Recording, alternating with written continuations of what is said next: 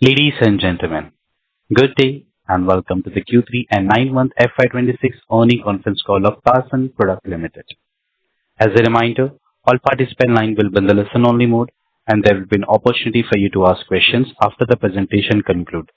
Should you need assistance during the conference call, please signal an operator by pressing star then zero on your touchtone phone.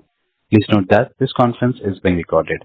Before we begin, I would like to point out that this conference call may contain forward-looking statements about the company which are based on beliefs, opinions, and expectations of the company as on date of this call. These statements do not guarantee the future performance of the company, and it may involve risks and uncertainties that are difficult to predict. I now hand the conference over to Mr. Santosh Agarwal, Chief Financial Officer at Tarsons Product Limited. Thank you, and over to you, sir.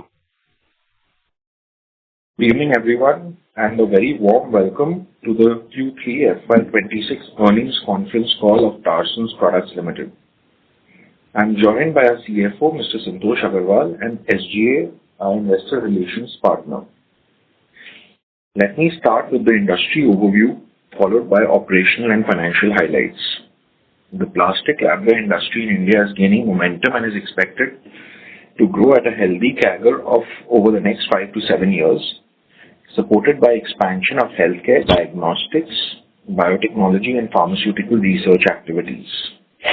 While the global plastic labware market is significantly larger, India remains largely underpenetrated, offering substantial long-term growth potential. The growth outlook is further reinforced by the recent announcement by the Union government, which places renewed emphasis on the healthcare and pharmaceutical sectors through a 10% increase in the overall budgetary allocation. The budget also highlights a strong focus on biopharma, with a 100 billion rupee allocation over 5 years to develop India's end-to-end biologics and biosimilars ecosystem.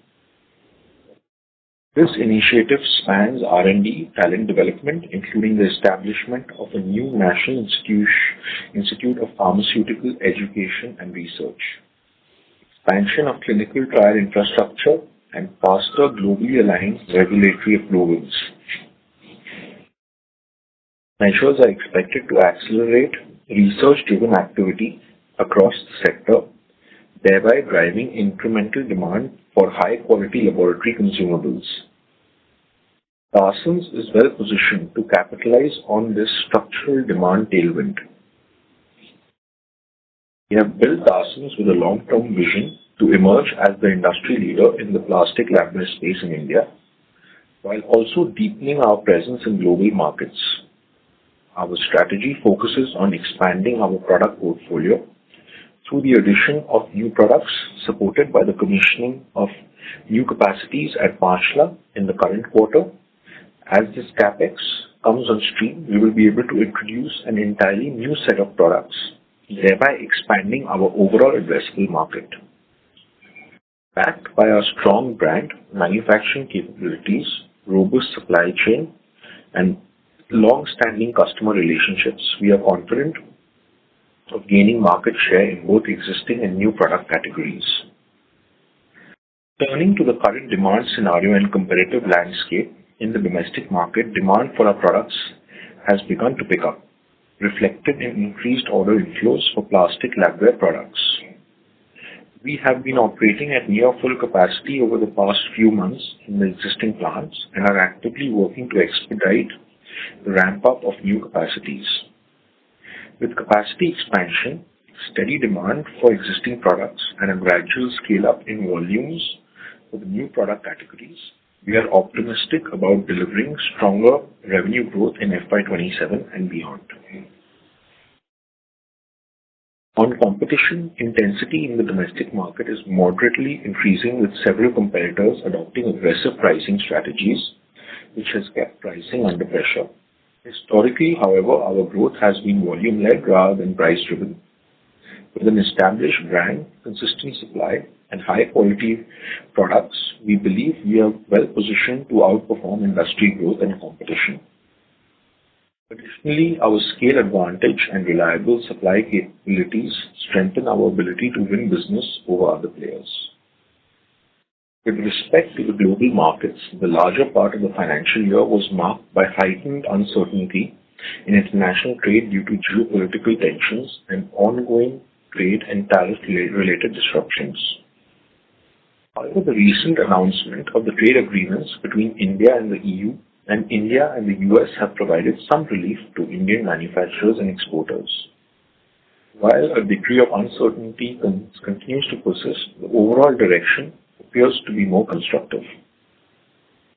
As global conditions stabilize, we believe Tarsons is well positioned to benefit from its manufacturing cost advantages, process efficiency, shorter lead times, and consistent product quality, which should translate into stronger momentum in the overseas market. Even during challenging periods, we maintained a focused approach towards building our export business through active participation in international fairs and exhibitions, as well as strengthening engagement with our customers. With the addition of new products, we will offer a more comprehensive portfolio to serve international customers across multiple geographies. In parallel, we plan to leverage Norway, our overseas subsidiary and well-established distributor in the European market, to cross-sell products and deepen our presence in these regions. Speaking about the financial performance, our revenues grew 12.8% on a YOY basis for Q3, and our cash profit grew by 38.6%.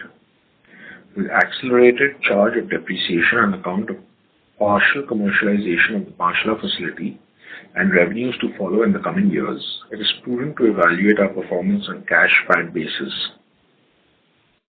Profit after tax for Q3 FY26 grew by 21.4% on a year-on-year basis after adjusting one-time expenses on account of the new labor code. With this, I hand over the call to Mr. Santosh Agarwal, CFO of Tarsons, for a more detailed update on the financial and operational performance. Thank you. Good evening, everyone, and thank you for joining our Q3 9-month FY26 earnings conference call.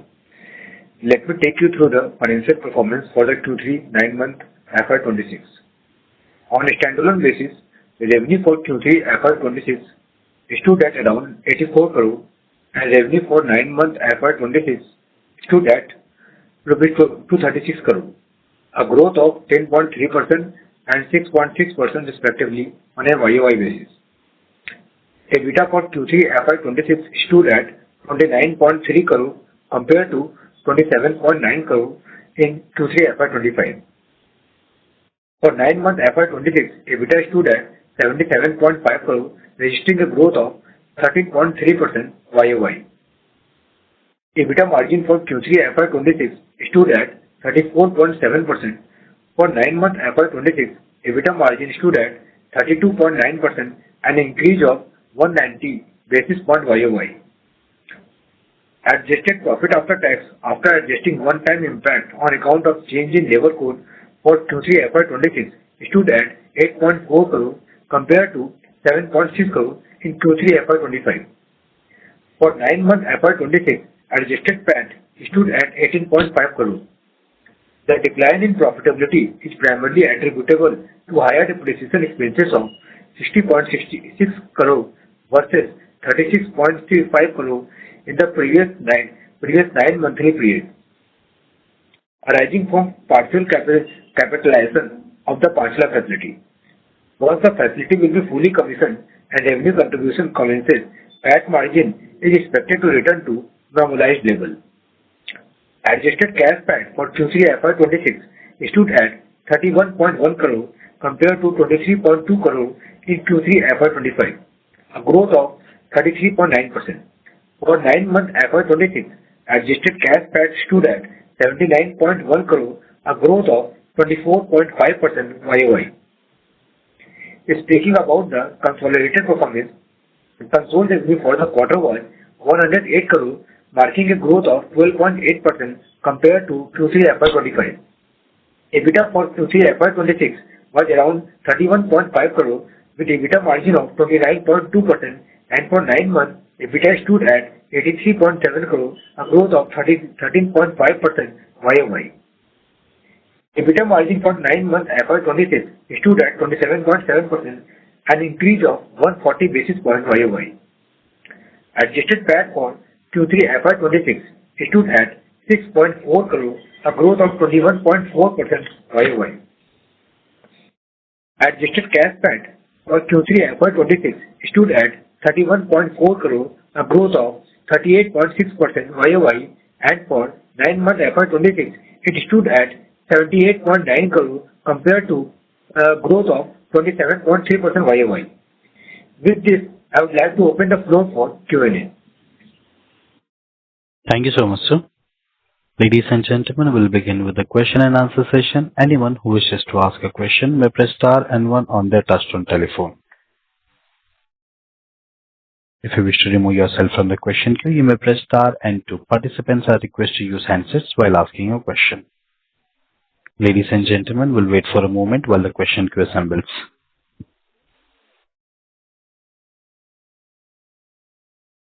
Our first question comes from the line of Aditya from Securities Investment Management. Please go ahead. Yeah, hi sir. Thanks for the opportunity. So first question is on CapEx. So I believe one half of our CapEx, which was for existing and bioprocess products, has been commercialized. So if you could just talk about how is the utilization being for this CapEx and at what utilization would this facility break even for us? So the bioprocess side, which is certain kind of containers and bottles, has been commissioned, and we have been able to start selling these products in India as well as international markets. We have a very, very large capacity on these product lines, and a majority of the capacity still remains unutilized. I believe that at full capacity, most of these bioprocess containers, what we've set up in our new facility, could generate revenues of in excess of 150 crores. Understood. And sir, at what utilization would this facility start break even for us? Sorry, could you repeat the question, please? At what utilization would we break even for this capacity? So, I think we would be able to break even very, very easily, even at much lower capacities, because once we come over our fixed costs, at this point of time, we have multiple people which we have hired for this facility, both in terms of the workforce as well as certain managerial personnel. But I think once the entire Pashna facility is being somewhere close to $8 to $9 million overall as a facility, not only in bioprocess containers, so about 75 crores in revenue, we should be in cash positive, EBITDA positive numbers. Understood, sir. And now, sir, with cell culture CapEx coming in Q4, so how should one see the utilization for this CapEx? So would the first few months go for sampling, and after 3 to 6 months, scale-up should start happening over there, or we are done with the sampling part? No, we are not done, because the product line cannot be sampled with, it has to be sampled with real products. We cannot just send, some sort of brochures, or, they need to have the real product with the real treatment to be able to grow their cells and check whether the cell culture vessels, what we've produced, is ideal for their use. So the sampling part is very, very quick, which should not take more than a few weeks all over India. But being able to enter into large companies' SOPs and being able to become one of their preferred vendors or even one of their secondary vendors, because they would have long-standing relationships with existing brands for many, many years, that would be the time-consuming process. Understood, sir. And also with this new CapEx, so our current revenue mix for a standalone business, 65% domestic, 35% export. Now, after the utilization of this CapEx, would you see the major growth would be driven by the export markets? And should the share of export markets keep increasing for us? Initially, yes. But see, at this point of time, we are building plastics for the biopharmaceutical sector, right, which is biopharmaceutical containers. But we would definitely have plans to, boost our domestic revenues over the next 2 to 3 years by trying to become a more solutions provider to the biopharmaceutical industry than just a plastic consumable supplier. And as our company pivots in that direction, I feel that with the government's initiative on the biopharmaceutical sector and biopharmaceutical sector growing very, very fast in India with a lot of focus on that and a lot of focus of the biopharmaceutical companies to source make in India products and buy local. I think it's a great opportunity for companies like us to be able to take advantage of that and build revenues in India through this sector. Understood, sir. And now, sir, we had made the announcement, of this 600 crore capex in 21-22. We are commissioning the same in 26 now. So it has, taken us some time to commercialize this capex. But do you think that because of the conditions which made us decide to go for such capex, are they still present, or you think there are certain challenges now, or the conditions are a little different now, either in the domestic or export markets, which would make the utilization of this capex a little harder than we had estimated, previously? Definitely. I think the markets got more competitive post the COVID era. So various product lines in which we've expanded capacities, sweating those capacities will take us longer than what we had projected. But if at all, relatively, we are in the best position as compared to anybody in the industry, specifically in India. And our business development activities are quite strong, and being able to figure out ways and how we can sweat capacities for capacity expansion related products, what we've done capex on. But products like cell culture and bioprocessor products we never had. And these products, when we start off as a player without any market share in the large Indian market and much larger international market, I do not see a lot of challenge in being able to gain and become the kind of capacities we are building. Even if we sell to capacity, we would still be a fringe player in the international arena for cell culture or bioprocess consumers. Understood. And also on this competition part, so you mentioned that there has been increased capacities. So this increased capacities have been from just the existing players, or some new players have also come in, which is affecting the pricing? No, it's more or less existing players. Actually, what's happened is COVID presented an inflated artificial demand period for about 24 to 30 months. And that led to a lot of companies building and spending a lot of capex on expanded capacities. We did that as well, but 70% of our capex was used to build newer products or in land and building, and only about 25-30% of our capex was built in expanding capacities. So I think there was a lot of expanded capacity, and then people have large fixed cost burden, and when that happens, people start going to new lows in pricing to be able to sweat their capacity. So that's basically what's happening. Understood, sir. And sir, now with the US FTA also almost done, and EU-India FTA also happening. So just wanted to understand these expanded capacities. Would you say there are higher chances of these capacities getting utilized faster? Just some sense if you could provide, because I believe some of the domestic players are pretty had a good amount of exports. So if you just help us understand how would this FTA affect the domestic competition? So, the FTA will not affect the domestic competition in any way, but I think the FTA will benefit us in our international business. The India-EU FTA is always welcome because it makes our products more competitive, but the degree and the delta is small. We, as it is, were paying 6%. Our importers who were buying from us in Europe were paying 6% taxes, which will come down to zero at a time when the FTA would be executed. But the US is, if executed perfectly and if, the executive order is signed, it could be a big benefit because 50% coming down to 18%, gives us a new lease of life and would definitely help expand our business in America. So I believe the India-US FTA is a big one, but the India-EU FTA for us is also, an added advantage from 6% to going to no duties. So, and this, on the EU FTA, so I believe our presence in EU was limited, if I exclude the Norway business.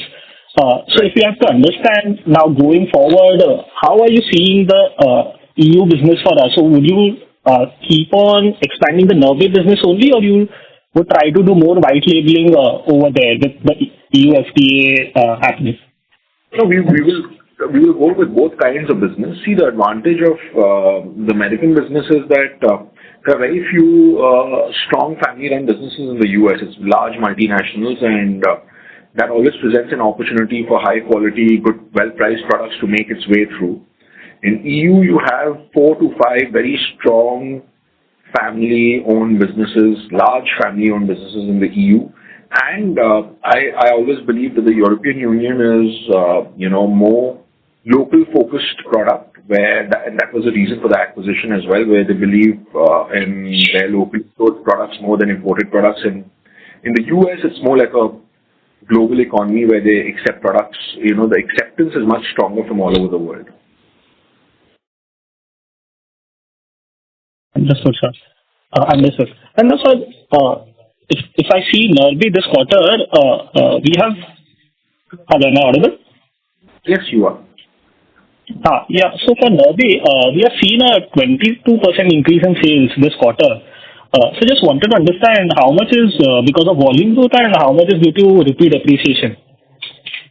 It's mostly due to the rupee depreciation because the euro has, shot up against the rupee. I think Norway overall has been just a marginal growth from last year. It's a very challenging economy. 2025 calendar year was a very challenging, time for the European economy, especially the German economy. And Norway at this point of time is doing well, holding up in Europe. And I think addition of newer products from our facilities, especially in cell culture and geographical expansion within EU, would be the key factors, to monitor to see Norway's growth moving forward. But if I have to understand the scale up in Norway, so it has been almost 1 or 2 years now since we have acquired Norway. We have been seeing that we are investing in that business, adding more sales personnel over there, increasing our brand presence over there. But the scale up, the revenue is pretty flattish now. So just wanted to understand how long do you think this kind of flattish growth would continue for Norway? Because I understand the European markets are relatively weak, but we are a minuscule player if I look at the overall scheme of things. So just wanted to get a sense, how long do you think the investments need to happen in Norway, and how much time it will take for us to scale up? So since we've acquired Norway, we've not made any significant investment into Norway post the acquisition. It's been status quo since we acquired Norway.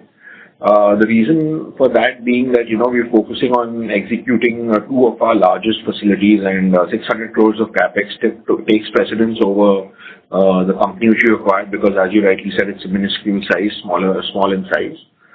So I think once we, establish and stabilize the products what we are building, we will try and look at geographical expansion. And what Norway does so very well in Germany, where 70-80% of the revenues come out of the 8.5 million euro revenue, we try and replicate that model in certain other key geographies in Europe, and that's how the scale-up would happen along with introduction of new products.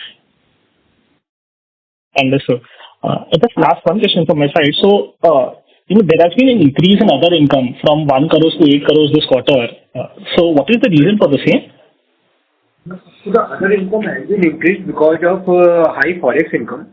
There are some forex income has been booked because of the fact that a lot of capex are there for which we have given advance at much lower euro rate, right? And now those machines has arrived at much higher euro rate, right? So that is the reason why the high forex income has been booked in this quarter. Understood, sir. Thanks, sir, for answering the questions. I'll come back in the queue. Thank you. Ladies and gentlemen, anyone who wishes to ask a question may press star and 1. Our next question comes from the line of Rishabh Shah from Buglerock PMS. Please go ahead. Hi, thanks for the opportunity. So, the new capacity which we've put up, that for cell product culture and for biopharma, these products would be commanding a higher margin than our legacy products or be in the same margin category?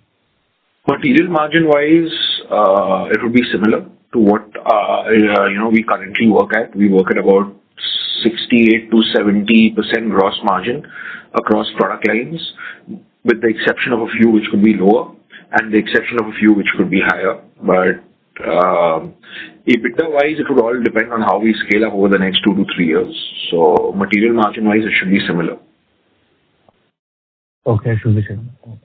So, the next question is, as we see that in working capital, much of our money gets stuck in the inventory.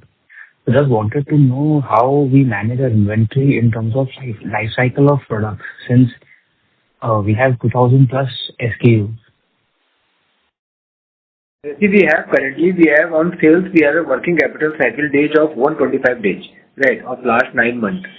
And it includes raw materials of 41 crore, it includes WIP of 5 crore, it includes finished goods of 39 crore, it includes stock and trade of 7 crore, it includes packing material of 13 crore. So when we are, running the venture of, more than 2,500 SKU, then we have to keep the inventory in hand. In all these kind of segments, raw material, work in progress, finished goods, stock and trade, traded goods, packing material, and consumables, right? And on the top of that, we are also launching the new products.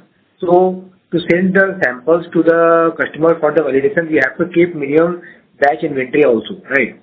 We believe that this inventory can be optimized once the company will, scale up its revenue going forward. Okay. And so during IPO time and years after that, we have always in our commentary have mentioned that we need to focus more on the exports, since we have seen significant growth in the export market. So I just wanted to know what could be our strategy to fight against the global peers, since they have a deeper pocket and greater number of SKUs and Tarsons. So what could be your strategy to fight against the global peers? Honestly, that has been the same, The global players through acquisition have always larger product portfolios and larger product baskets than smaller players like us. But we are focused on the product lines that we produce, and most customers and most distributors are willing to work with focused companies which are not all over the place and, focus on certain product lines and do a few things and do that really very well, and that's what Tarsons is all about. We never pivoted out of plastic labware, understood plastic labware and the industry very, very well, and did that to the best of our ability. And in terms of quality, we have one of the best names globally. We're a very well-respected player globally. I think internationally, more than fighting the global players, I think the international uncertainty and the geopolitics is something which is out of our control. But if that pans out well, I think it's a very, very bright future for Tarsons in US, Europe, and some of the other developed economies. So I was coming to my next question, like how do we engage the customers? Like how long does it take to a customer to get on board with Tarsons? And also, why would a customer stick with Tarsons? Is it just to plot the quality of the product, or it is something else? Is a relationship that matters? It's the relationship as well. It's the number of years we work together and the reliability we provided to the customer. And you don't engage customers and get business sometimes immediately, so there's no timeline or defined protocol that, if I approach a customer or if I meet a potential customer in an exhibition in 3 weeks or 4 weeks or 2 months, it will be converted into business. Sometimes you make some connects, and when the opportunity arises, sometimes there's an inflection point and it suddenly turns into business. So our focus always is to grow our wallet share with existing customers, because that's immediate whenever the opportunity comes, and then keep soliciting new customers as we meet them in conferences and exhibitions, as well as through our marketing strategies. And as and when the time is right, we keep building up and growing our base. And so when we go for a customer and he's like already using products of, let's say, the global players like Corning or Thermo Fisher. Any reasons that he would switch to Tarsons? Is it like what? Because in terms of quality, these global players would be as good as, let's say, as us. So what would be those things that would make a customer switch to Tarsons product? No, see, you always have to identify a gap in the portfolio. There has to be, you have to build a relationship with the customer and identify a pain point, and then work on that pain point and then move your way up with the customer. Okay. So these, okay. And sir, what are the customer's top three key purchasing criteria? Can you rank the criteria in the order of importance? No, I think it's too much of sensitive marketing information and business development information. So we won't be able to discuss what makes the customer buy our product and why he chooses our product. Okay, fine, sir. I'll get back in the queue. Thank you, sir. Our next question comes from the line of Ajinkya Jadhav from Chris Portfolio PMS. Please go ahead. Yeah, thanks for the opportunity. My first question is regarding that you mentioned that competition in the domestic market has been stiff due to the aggressive pricing from our peers. So, wanted to understand what initiatives we are taking to tackle this competition and how much time it will take to, you can say, absorb for the market to this excess capacity that has been there in the industry post-COVID.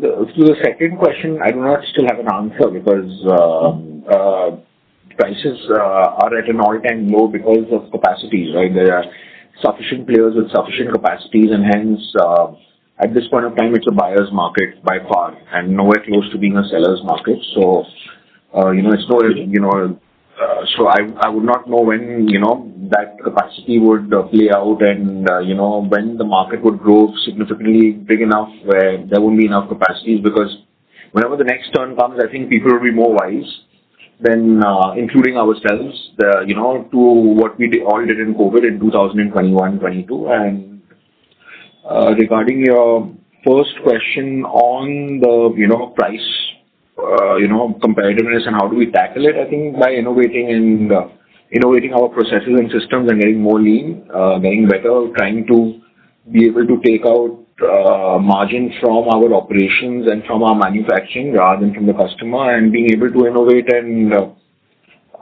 be able to add more value-added products, because there's always a cycle, right? What we sold at very high margins in the 2000s, maybe 20 years back today, is highly commoditized, and the company has survived because the company's launched better value-added products. So our R&D teams and our product development teams continuously building more and more products so that we can add more better margin products so that we can balance out products which are getting highly commoditized. Okay. And regarding the new products that will be produced from our new facilities, so how much time it will take for us to get qualified with the big companies or MNCs that you mentioned? It will take a lot of time. So if you can roughly quantify how much time it will take. It depends on, the sensitivity of various companies and the projects in which they're using. We would start selling immediately once we launch the products within the first month, and then the scale-up will happen over 2 to 3 years, where we expand to where we expect to reach close to optimal levels of capacity. So I would believe, from 0 to 100, we would get to the installed capacity maybe within 3 to 4 years.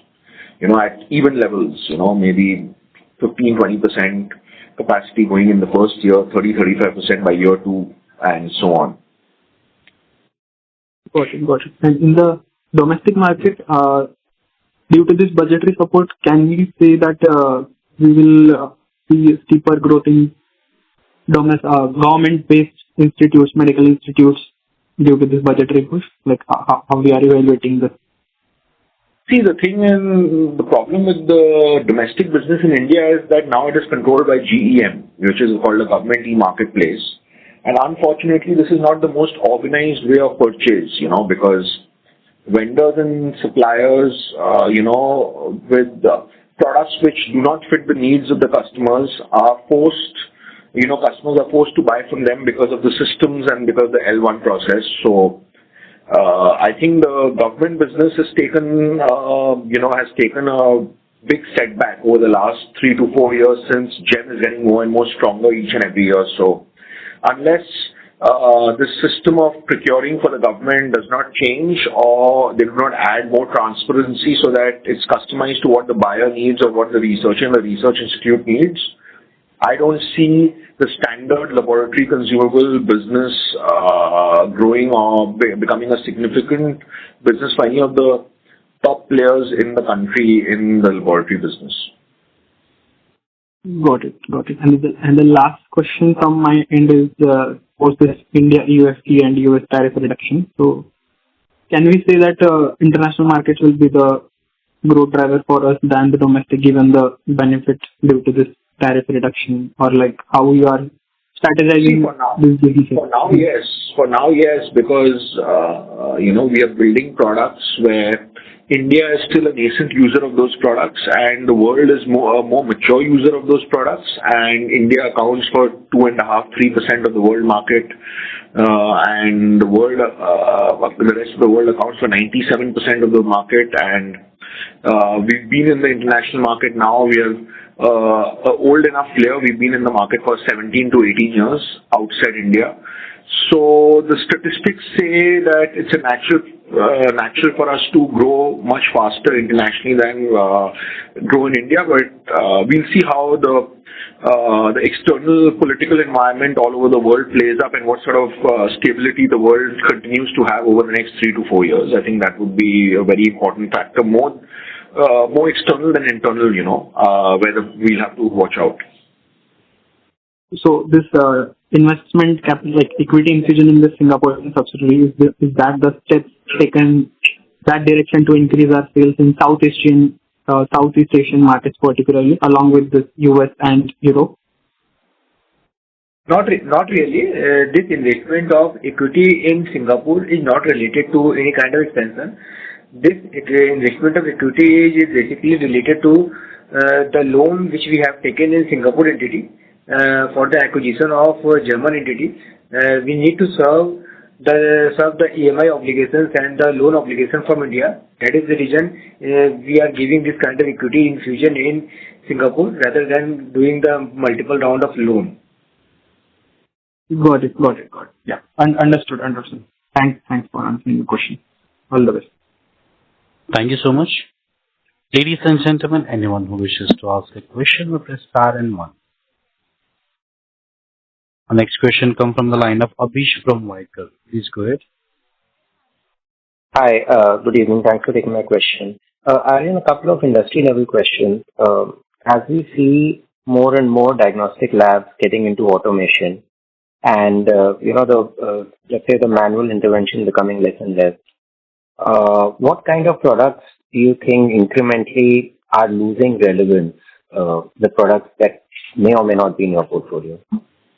No, I think liquid transfer vessels are what we make, which are manual liquid transfer vessels like pipette tips. And as labs are getting more and more automated, there are automation systems and there are automation compatible pipette tips. We do not produce the same today because India again is a very nascent market. The capex for such product lines is large, and it's not prudent at this time for a company like us to invest $10 or $15 million on a product line which is just about gaining certain momentum in areas where we never sold product in the past. And the global market is very, very large for certain products like this, but it's heavily OEM dominated, right? So the large machine manufacturers sign agreements where they must buy the consumable from the equipment manufacturer as well. So it's not an area where we are focusing on at this point of time because we don't see much growth or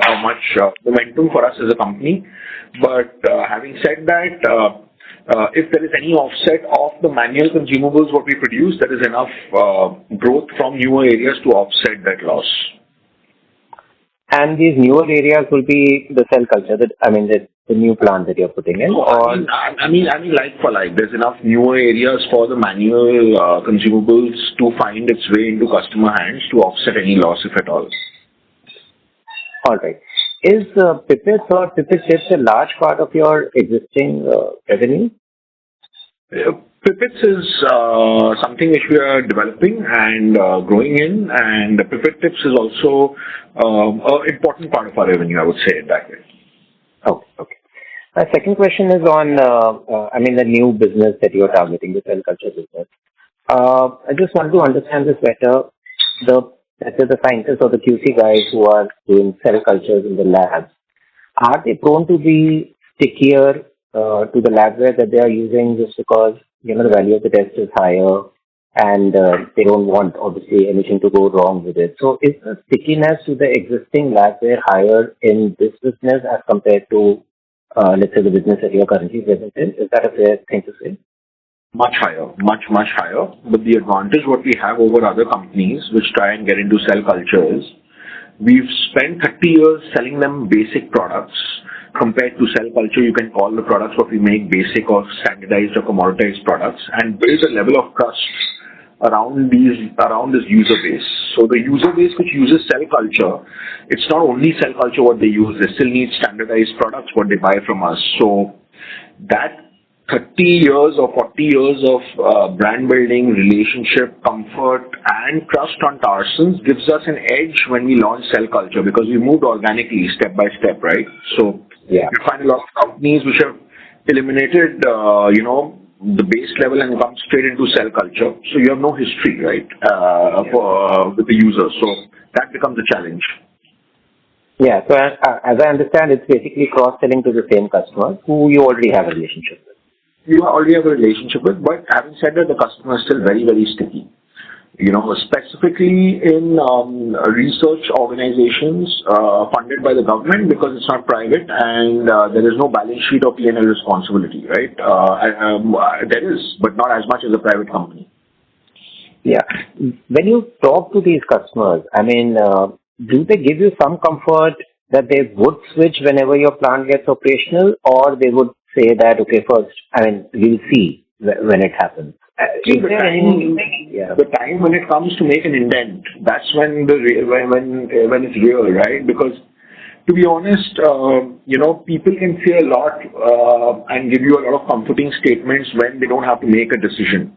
But when the time comes to make a decision, I think that's when it's real. So there are a lot of factors. It's of course the user and the user's comfort, the user's preference is the primary factor. But apart from that, the organization's relationship with the vendor, with the supplier, which could have spread over a few decades, because India has never had a cell culture producer, right?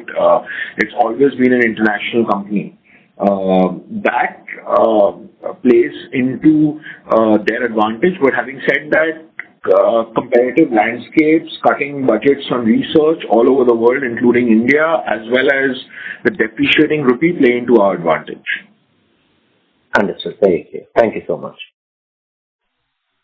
Thank you. Our next question comes from the line of Nikhil from Simple. Please go ahead. Yeah.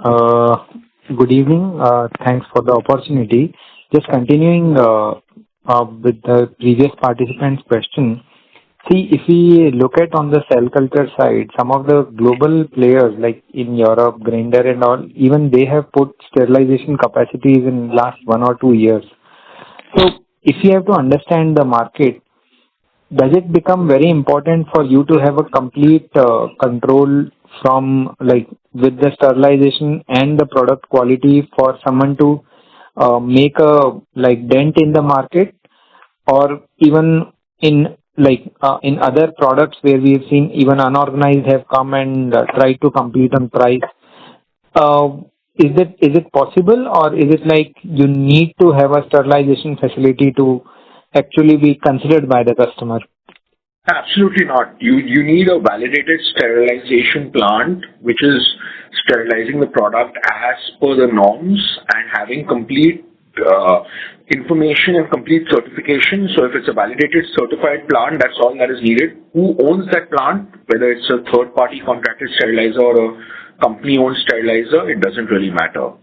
The reason we built a sterilization plant is because in the eastern part of India from where we operate, there is only one sterilization plant, and we felt that that is a very large risk moving forward, as most of our products are going to be sterilized, and hence we wanted to reduce that risk and be self-reliant rather than wondering and getting stuck after putting in 500-600 crores of capex by not having enough sterilization or not having enough certified sterilization.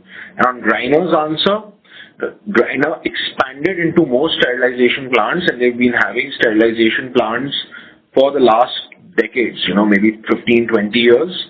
Griner is into the business of sterilization as well. So it's a Griner group of companies, and sterilization is one of those businesses. So they have multiple sterilization plants, which customers in Europe can use as a contract sterilization. So they make a lot of money out of sterilization. Sterilization is not only captive consumption for them. Okay. So for us, if we have to understand on the cell culture side, with this risk being reduced, and you also talked about currency depreciation, and there are no other plans. Cannot hear you.